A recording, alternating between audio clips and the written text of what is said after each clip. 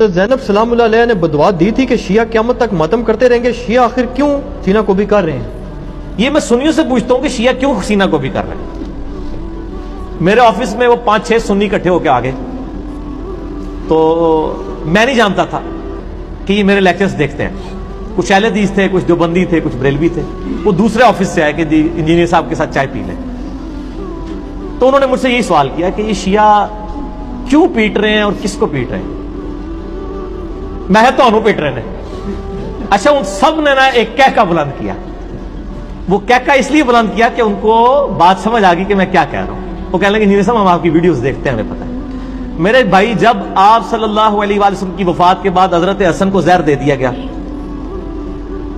سیدنا حسین کو ان کے گھر والوں سمیت شہید کر دیا گیا، مولا علی تینوں خلفاء کے ساتھ وزیر کی حیثیت سے رہے، جب حضرت علی کی باری آئی تو لوگ تلواریں اٹھا کے ان کے اوپر چڑھ دوڑے۔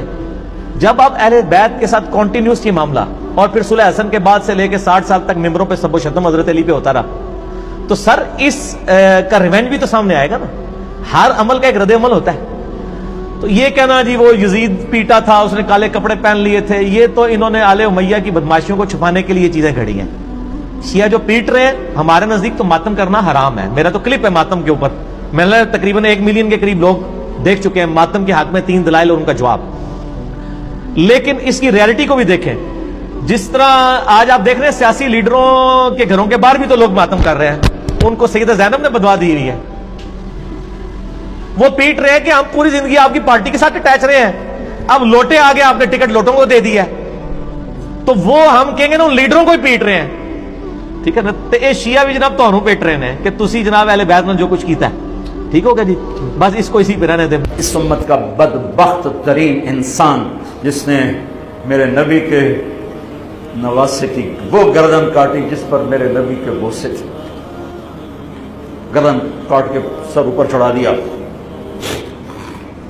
پھر خیموں کی طرف بڑھے تو اللہ کو زندگی مقصود تھی، آل رسول کی نسل چلنی تھی، تو علی بن الحسین بیمار تھے، ایمن جن کو زین العابدین، ابھی میں ان کا قصہ سنایا، اس پر شمر کی تلوار رک گئی کہ چلو بیمار ہے چھوڑ دیا جائے، بیمار ہے چھوڑ دیا جائے۔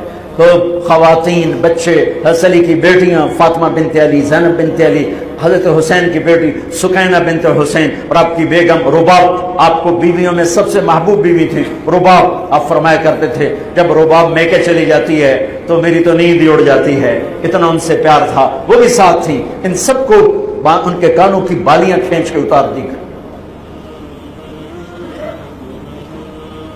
پھر ابن سعد نے کہا 10 گھوڑ سوار آؤ، انہوں نے حسین کے جسم پہ گھوڑے دوڑا دیے، ادھر سے ادھر سے ادھر سے۔ جب قافلے کو گھسیٹ کے باہر لائے، لے جانے لگے تو حضرت زینب نے دیکھا 72 سر نیزوں پہ چڑھے ہوئے تھے، سب سے معصوم سر عبداللہ بن حسین وہ بھی نیزے پہ چڑھا ہوا تھا۔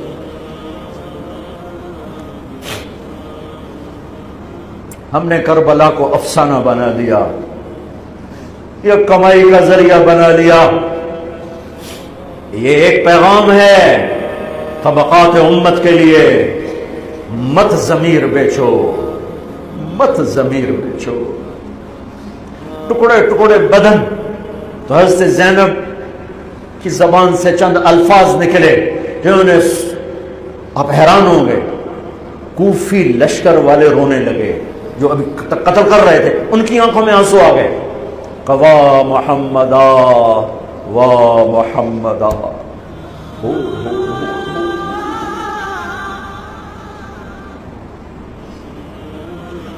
اے محمد مصطفیٰ، اے محمد مصطفیٰ، ھذا حسین بالعراء مزمل الدماء مقطع الاعضاء، وا محمدا وا محمدا، اے محمد مصطفیٰ، اے محمد مصطفیٰ، بناتک السبایا ذریتک مقتلہ تصفی علیہا الریاح۔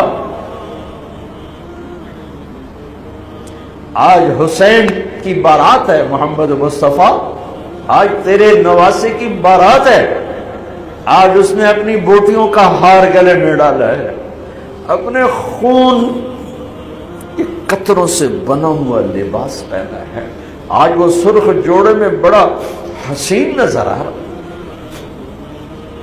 آج وہ سرخ جوڑے میں بہت پیارا لگ رہا، اس کا جسم بکھرا ہوا ہے، اس کی بوٹیاں بکھر گئیں، اس کے بدن کے ٹکڑے ٹکڑے ہو گئے، آج اس کا لاشا پڑا ہے۔ یا ہے محمد مصطفیٰ، آج آپ کی بیٹیاں قید میں ہیں، آپ کی اولاد ذبح ہو چکی ہے، ان پر کفن ڈالنے کی اجازت نہیں دی تھی ان بدبختوں نے، تو تصفی علیہ الریاح، کوفے والوں نے کفن بھی نہیں دینے دیا، تو ہم ہوا نے مٹی اڑا کر آپ کی اولاد کو مٹی کا کفن پہنا دیا ہے۔ ہاں، یہ کٹا ہوا سر پھر صرف حسین کا ابن زیاد کے سامنے پیش کیا گیا، تو اس نے منہ پہ چھڑی ماری، پھر چھڑی ماری، پھر کہنے لگا میں نے ایسا حسن نہیں دیکھا کہ مر کے بھی چہرہ مسکراتا چمکتا ہو۔ تو حضرت انس نے کھڑے ہو کر کہا او ظالم، یہ چھڑی یہاں سے ہٹا نہ کر، میں نے ان ہونٹوں پہ اللہ کے نبی کے ہونٹوں کو لگتے دیکھا ہوا ہے، نہ کر۔ کہنے لگا تو بوڑھا نہ ہوتا تو میں تیری گردن اڑا دیتا، تیری عقل خراب ہو گئی ہے۔ تو میں میری نہیں، تیری عقل بگڑی ہے، آنے والے دن تو دیکھے گا تیرے ساتھ کیا ہوگا۔ پھر یہی سر یزید کے سامنے رکھا گیا، اس نے منہ پہ چھڑی ماری، تو زید ابن ارقم کھڑے ہو گئے، کہنے گے نہ کر، میں نے ان ہونٹوں پہ نبی کے ہونٹوں کو لگتے دیکھا ہوا۔ میرے بھائیو،